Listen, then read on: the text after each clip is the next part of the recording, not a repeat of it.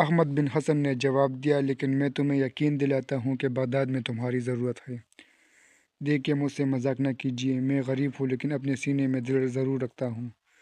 اگر آپ مجھے طاہر کے ساتھ نہیں بھیجنا چاہتے تو صاف صاف کہہ دیجیے، میں جانتا ہوں کہ میں ایک بیکار آدمی ہوں۔ احمد بن حسن نے ہنستے ہوئے طاہر سے کہا، بیٹا اسے کوئی تکلیف نہ ہو۔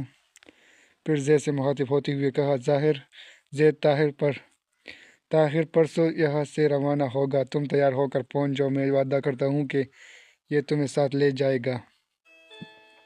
طاہر نے کہا، اس کی بستی میرے راستے میں ہے، میں اسے ساتھ لیتا جاؤں گا، اسے یہاں آنے کی ضرورت نہیں۔ زید نے کہا، میری بھی یہی خواہش تھی، میری بستی کے لوگ انہیں دیکھنا چاہتے ہیں۔ میں نے انہیں بتایا کہ ان کے والد کو سلطان صلاح الدین ایوبی نے اپنی تلوار اور گھوڑا انعام دیا تھا۔ ایک بات اور بھی ہے، ان میں یہ کوئی نہیں مانتا کہ میں بغداد جا رہا ہوں۔ وہ یہ کہتے ہیں کہ میں چند روز ادھر ادھر رہ کر واپس آ جاؤں گا۔ اگر یہ وہاں سے گزریں گے تو کم از کم میں ان کو شرمندہ ضرور کر سکوں گا۔ احمد بن حسن نے کہا، اچھا جاؤ، طاہر پرسوں صبح تمہاری بستی میں پہنچ جائے گا، اب تمہیں یہاں پہرا دینے کی ضرورت نہیں، میرے وعدے پر اعتبار کرو۔ آپ کا وعدہ؟ میں سچ کہتا ہوں کہ اگر آپ مجھے آسمان پر پہنچا دینے کا وعدہ کرے تو بھی یقین کر لوں گا۔ احمد بن حسن نے زید کو گھوڑا اور سفر کی دیگر ضروریات خریدنے کے لیے ایک معقول رقم دے کر رخصت کیا۔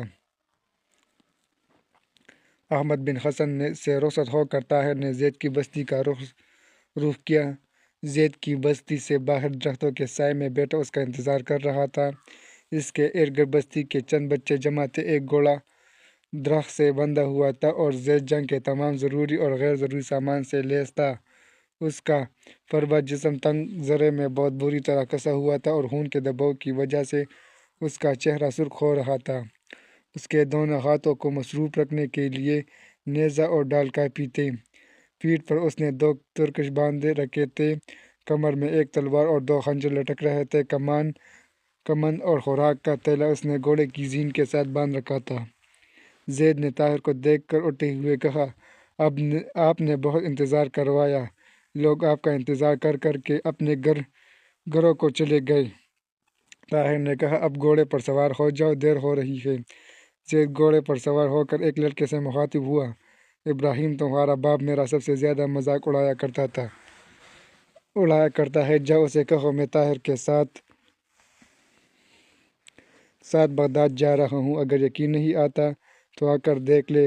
اور سلیمان، تم بھی اپنی دادی سے کہو، وہ بھی آج یہ کہہ رہی تھی کہ میں بے وقوف ہوں، مجھے کون بغداد لے جائے گا۔ یہ کہہ کر وہ طاہر کی طرف متوجہ ہوا، اصل میں ان لوگوں کا بھی قصور نہیں، میں کئی مرتبہ بغداد جاتے جاتے رہ گیا ہوں۔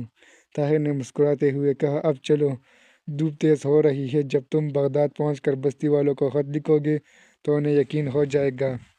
طاہر اور زید نے گھوڑوں کو ایڑی لگا دی۔ بستی سے کچھ دور جا کر طاہر نے مڑ کر دیکھا، زید کا چہرہ پہلے کی نسبت زیادہ سرخ ہو رہا تھا۔ اس نے گھوڑے کی باگ کھینچتے ہوئے کہا، زید تمہاری ذرا تنگ ہے۔ زید نے جواب دیا، ذرا تنگ نہیں، میں کچھ زیادہ موٹا ہو گیا ہوں، یہ ذرا میں نے 2 سال قبل بغداد جانے کے ارادے سے 30 بکریوں کے عوض خریدی تھی۔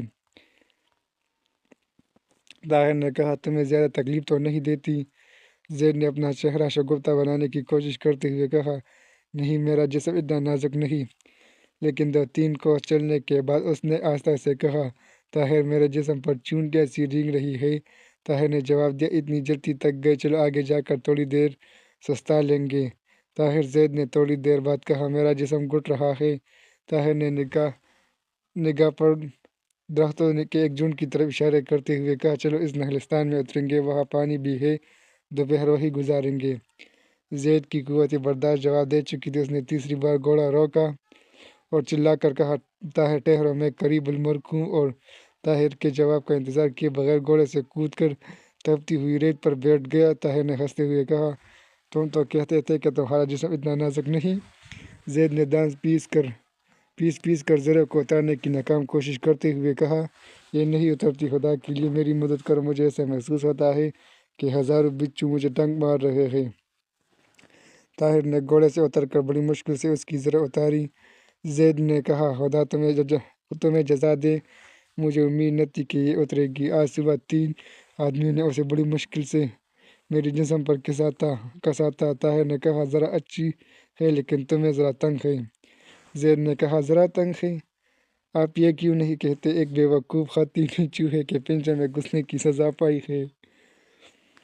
طاہر نے کہا اچھا اسے اٹھا لو، میں بغداد پہنچ کر تمہیں بہت اچھی زرع لے دوں گا، یہ کسی اور کو دے دیں گے۔